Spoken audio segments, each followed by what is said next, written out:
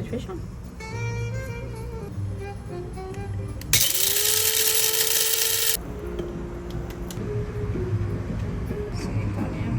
Pronto. Vai, bateu no botão aí. Que barulho.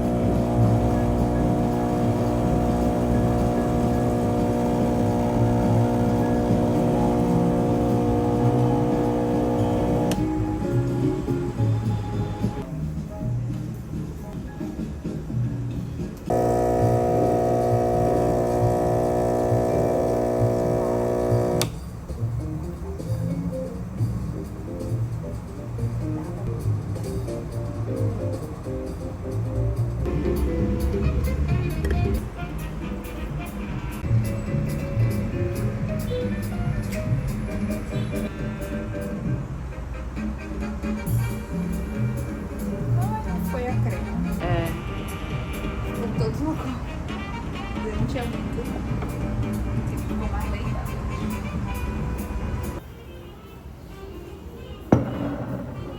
Oi, cheiroso.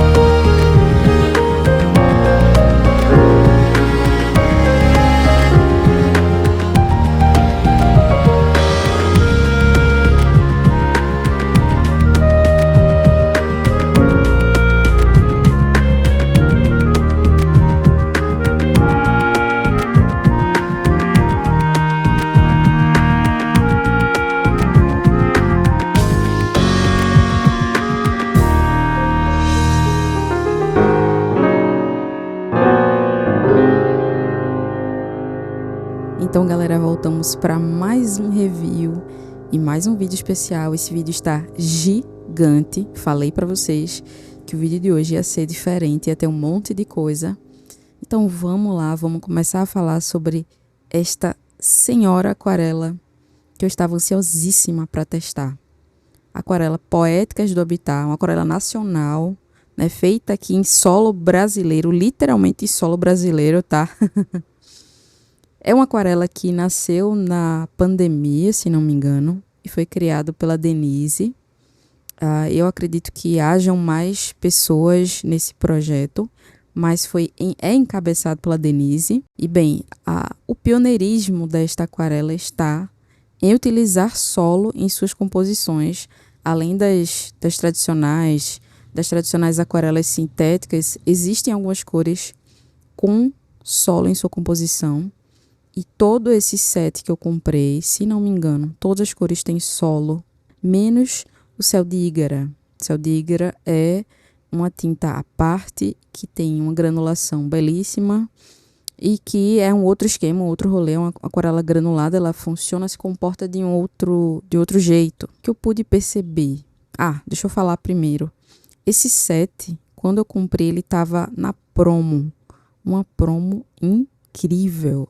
De cara, já preciso dizer que esse set é o set de aquarela mais barata que eu já vi na minha vida. Vem 8 cores, se eu não me engano, ou são 9 cores, por R$188. E as pastilhas, elas vêm abarrotadas de tinta, são full pans. Na verdade, é um pouco maior que uma full pan. Para falar a verdade, eu acho que são 7 ml, que é o que estava escrito na caixinha. E o Céu de Ígara é uma full pan comum, né? Tamanho normal, 2,5 ml. Mas, gente, quem tiver oportunidade, experimente, tá? Mas deixa eu concluir aqui as minhas impressões antes de vocês se empolgarem com a tinta, etc. Vamos lá, vamos falar direitinho vamos esmiuçar essa tinta. Primeira impressão que eu tive: altíssimo pigmento, muito pigmentada, muito pigmento. Um pingo de tinta já faz assim um grande estrago, tá? Então tem que ter bastante controle. Ela tem uma dispersão muito boa, muito boa mesmo. Provavelmente os componentes que foram usados nessa tinta, pelo menos acho que eu peguei o lote que eu peguei, porque como se trata de uma marca artesanal, né, os lotes são feitos, creio eu, que pouco a pouco, né? Então, esse lote que eu peguei tem uma expansão muito boa, uma dispersão muito boa de pigmento, tem uma alta quantidade de pigmentação. As cores, aparentemente, né, segundo as informações da embalagem, não granulam, exceto as ultramar, enfim, essas cores aí que normalmente tem alguma granulação.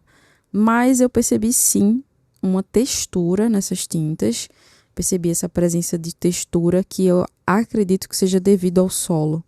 Então, é como se fosse uma sensação meio chalky, meio como se fosse aquele pozinho assim do lápis carvão, de um material que tem carvão em sua composição. Essas tintas não têm carvão na sua composição, tem solo.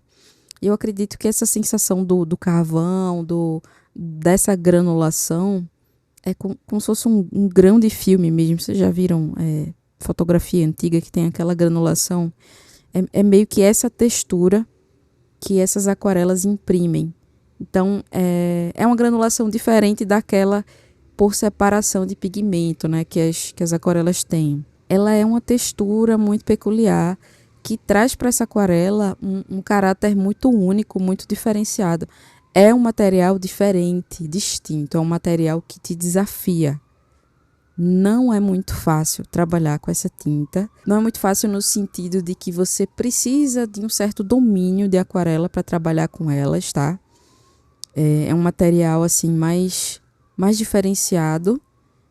Não é um material que eu diria que é para aquela pessoa que nunca trabalhou com aquarela na vida. Vou comprar aquarela. Você pode comprar, obviamente, mas assim, vai ser mais uma coisa que você vai precisar aprender. Você vai aprender a pintar com aquarela, tendo em mão aquarela com um pouquinho mais de dificuldade do que outras aquarelas do mercado. Então, talvez até seja bom, você vai aprender a trabalhar com um material que vai te desafiar ainda mais a trabalhar. Porque o que acontece? Eu, Priscila, gosto muito de trabalhar já colocando as cores e os valores tonais devidos no lugar. E às vezes a gente acaba tendo que, a aquarela vai clareando, a gente tem que colocar mais uma camada e fazer camadas e camadas e camadas. Então, quando a aquarela tem muito pigmento e muita textura, esse processo, esse passo a passo que eu faço nos meus trabalhos, vai pelo ralo. Não funciona tão bem assim. Então, é uma situação de reaprender a utilizar o material, que é o que eu tive que fazer. Então, foi realmente uma semana de investigação, de experimentação com esse material, que me desafiou até o último fio de cabelo. E eu precisei mesmo trabalhar com altíssimas diluições para conseguir o efeito que eu queria na minha pintura. Mais para frente, a gente vai ver a parte das pinturas do Senhor dos Anéis. A gente vai perceber como que eu me lasquei para fazer essas pinturas, tá, gente? Essa é a verdade. Eu uso bastante camada e, como eu acabei de falar, né? As minhas camadas são mais intensas e esse material, por ter mais densidade, é o que eu sinto mais densidade nele. Ele não te permite ficar fazendo esse tipo de firula. Se você quiser fazer, sei lá, 5, 6, 7 camadas, beleza. Mais que isso não vai. A cor vai saturar, você vai ficar pistola, porque simplesmente não vai funcionar. Pelo menos comigo não funcionou. A tinta saturou muito rápido. E eu tenho uma outra aquarela aqui em casa, de uma outra marca. Não tem review aqui nesse canal sobre ela, tem em outra plataforma, que tem uma característica muito parecida com essa tinta. É a aquarela que eu tenho que mais se parece com ela. E quando eu fiz uma pintura com ela, aconteceu exatamente a mesma coisa. E eu fui me adaptando ao material. Então, com essa aquarela aqui é a mesma coisa. Eu vou precisar me adaptar ao material do mesmo jeito que eu já faço com essa outra aquarela. E com essa outra aquarela, a minha abordagem ela é mais objetiva. Então, é isso, gente. É a gente conversar com o material. A gente não pode simplesmente ditar para ele o que a gente quer fazer. Tem que ser uma gangorra, né? Você de um lado e ele do outro, para poder ter uma harmonia ali entre vocês.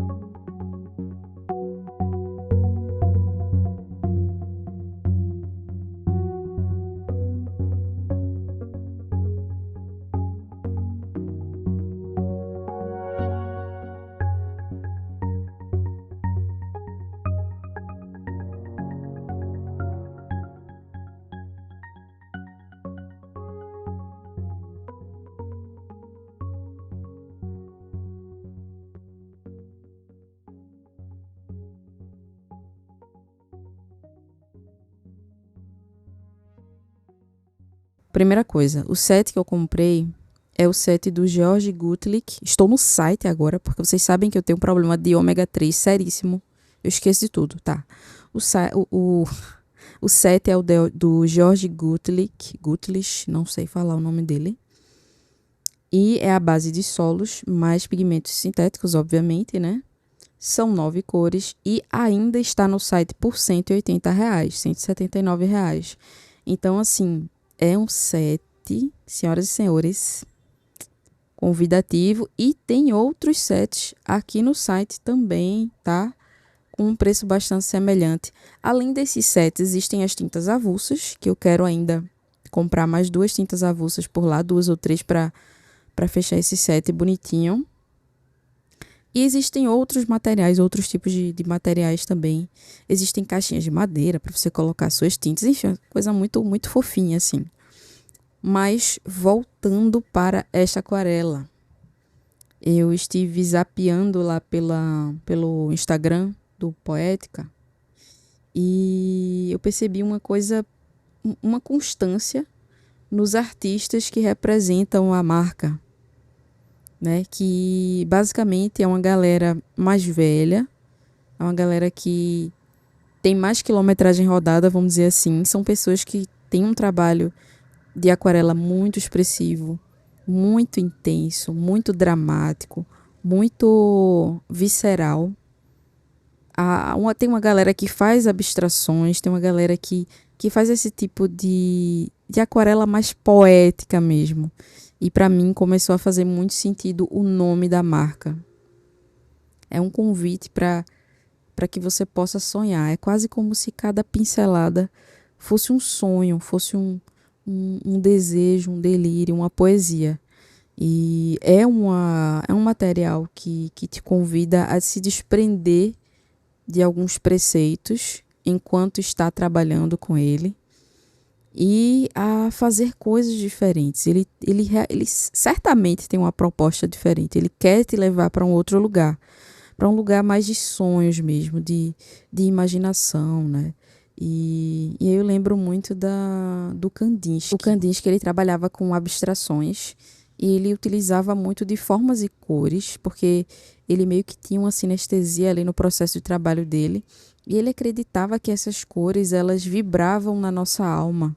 Elas nos aproximavam de Deus. Quanto mais essa arte fosse abstrata, mais ela ia nos aproximar do divino, né? Do sentimento. Então, eu sinto que essa aquarela convida a gente a ter uma expressão diferente, a ter uma sensação, uma experiência diferente enquanto a gente está pintando, sabe? E para quem?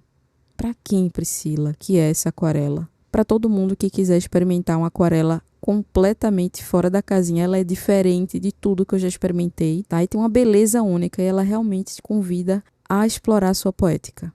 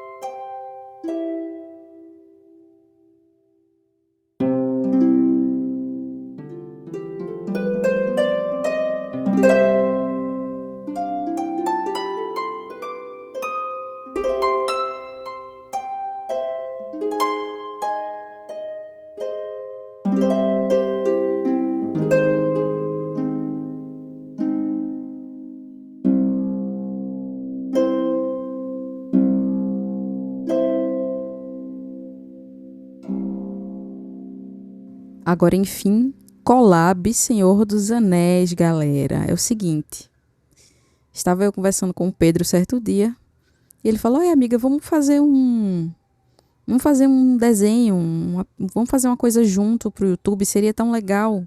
Aí eu: "Vamos fazer tipo uma collab." E aí no outro dia eu tirei a informação do meu Wiki que simplesmente era pra gente fazer uma collab e chamar outras pessoas, e fui chamando as pessoas, enfim.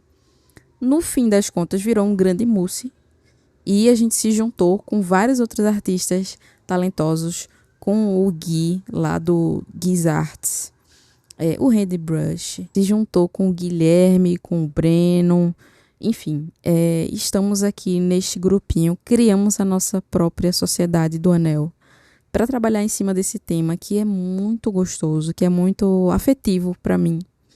E eu queria contar uma história para vocês que eu lembrei agorinha, enquanto eu estava editando o vídeo, quando eu era adolescente, né? Foi nessa época que eu conheci o Senhor dos Anéis, eu tinha por volta dos 14 anos.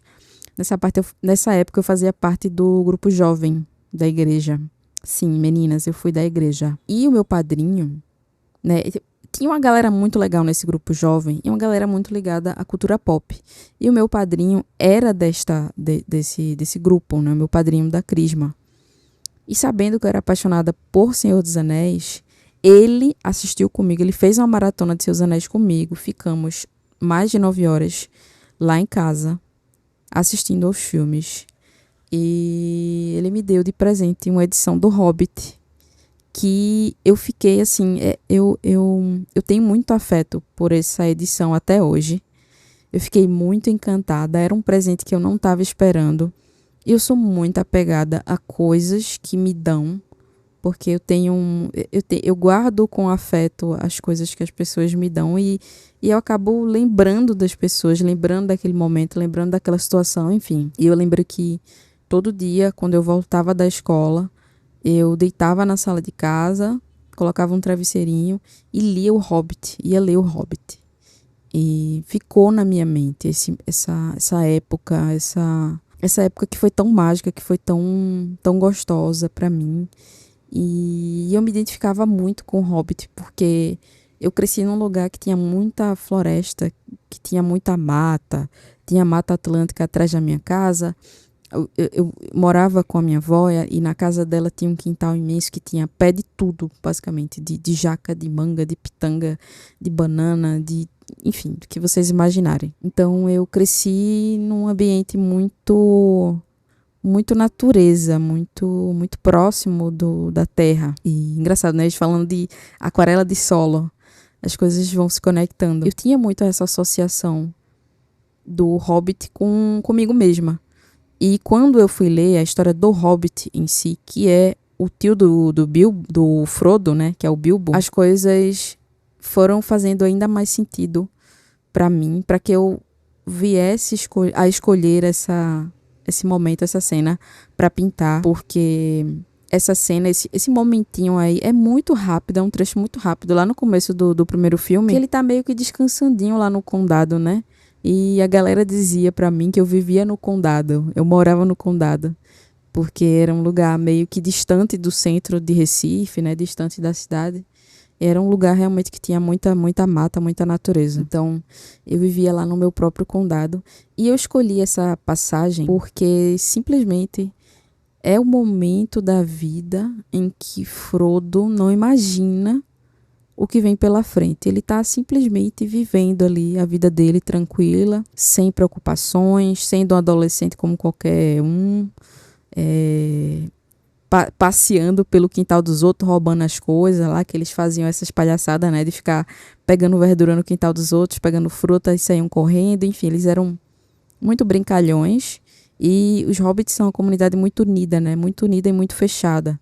Eles não gostam de muita novidade, eles não gostam de muitos forasteiros, eles não confiam em outras raças, né? Porque a galera deixou eles na mão milhões de vezes, então eles aprenderam a viver de forma nômade e sozinhos. Na época do Senhor dos Anéis, eles já não são mais nômades, né? O povo hobbit já está bem estabelecido, eles têm as casinhas, as tocas, enfim, eles têm todo um sistema de de vida. E isso me fascina muito, essa coisa da ingenuidade, da inocência do Frodo. Me pega muito, porque ele meio que dá uma raiva do Frodo, né? Todo mundo fica meio pistola com ele. Mas ele representa todos nós. Ele representa a pureza, a ingenuidade e, ao mesmo tempo, a fraqueza que todo mundo tem. Todo mundo tem medo de ficar cara a cara com os próprios demônios, com os próprios pesadelos, com os próprios medos, as próprias fraquezas. E ele faz isso milhões de vezes, né, durante essa história, até que chega um momento que ele simplesmente não consegue mais, que ele é corrompido, né? Ele é corrompido por algo muito mais forte do que ele. E se não fosse a amizade, se não fosse esse sentimento, esse sentimento de fraternidade, de união, né, do amigo Sam, que resgata ele milhões e milhões de vezes, Frodo teria sucumbido e a história teria sido completamente diferente. E uma outra coisa muito interessante, né, que me pega nessa parte que eu resolvi ilustrar, numa das partes, né, essa é uma ilustração e depois vai ter outra, mas nessa especificamente, é aquela sensação de que você não faz ideia do que os seus antepassados fizeram, e menos ainda que você vai ter que pegar uma responsabilidade para você de outra coisa que outra pessoa fez em outro momento e você nunca imaginou, tá ligado? É um rolê assim que, meu Deus, eu nunca soube que meu tio tinha feito isso e aquilo, porque tudo que ele me contava eram histórias extraordinárias, histórias de dragão e de aventuras e de orcs e não sei o que lá. E eu não imaginava que o pepino ia cair pra mim, né? Mas enfim, se lascou. E é isso, galera. Essa é a vida da gente, né? Frodo representa essa coisa do extremamente volátil, do que é frágil, ao mesmo tempo do que é forte, né? Porque ele realmente ele segurou muita coisa ali. Eu acredito que 70% das pessoas, ou mais, talvez 90%, não teriam conseguido segurar. Inclusive, é o que acontece com o Boromir, né? Boromir vai de arrasta porque não deu pra ele, era muita tentação, A própria Galadriel fala que se ela colocasse a mão no anel, seria devastador, seria destruição total, enfim. E, gente, nesse vídeo eu falei mais do que a boca, mas é isso. Eu tô voltando aqui só pra fechar, só pra concluir meu pensamento sobre tudo que aconteceu nesse vídeo hoje, nesse quase longa-metragem. Bom, primeira coisa que eu queria dizer essa collab vai ser feita em parceria com outras pessoas, com outros artistas. Todos eles estarão aqui na descrição do vídeo. E eu peço para que vocês vão lá, dar uma força, dar uma moral, acompanhem. Cada dia vai ter uma arte saindo. Isso vai ser muito legal de acompanhar. Ontem teve o Pedro, hoje sou eu. E teremos aí os próximos dias. Então, acompanhem, vai ser muito divertido. E cada artista vai contar, né, o que sentiu, como foi para si fazer essa collab, como foi fazer esse tema. Cada um tem vivências, tem impressões diferentes com essa história. Somos pessoas diferentes, com bagagens diferentes, vivências diferentes, culturas diferentes. E eu tô muito ansiosa para ver como foi pra galera fazer isso aqui. Eu estava na expectativa há muito tempo. Então é isso, tá? Queria agradecer para vocês que ficaram até aqui, que ficaram até o fim desse vídeo. Muito, muito, muito obrigada a todo mundo que sempre tá aqui comentando, que sempre tá deixando muita mensagem carinhosa. Eu tô muito feliz mesmo. Eu nunca imaginei que outras pessoas poderiam se interessar pelo que eu tenho a dizer aqui, principalmente porque os vídeos são imensos, são muito longos. Mas de coração eu fico muito feliz, tá? E eu espero poder criar muito mais pra vocês, trazer muita coisa, mais reviews, mais dicas, mais enfim, mais reflexões sobre arte e tudo mais. E por hoje é isto, galera. Fiquem com este deleite chamado Poéticas do Habitar e Senhor dos Anéis, tá? Um abraço e até a próxima.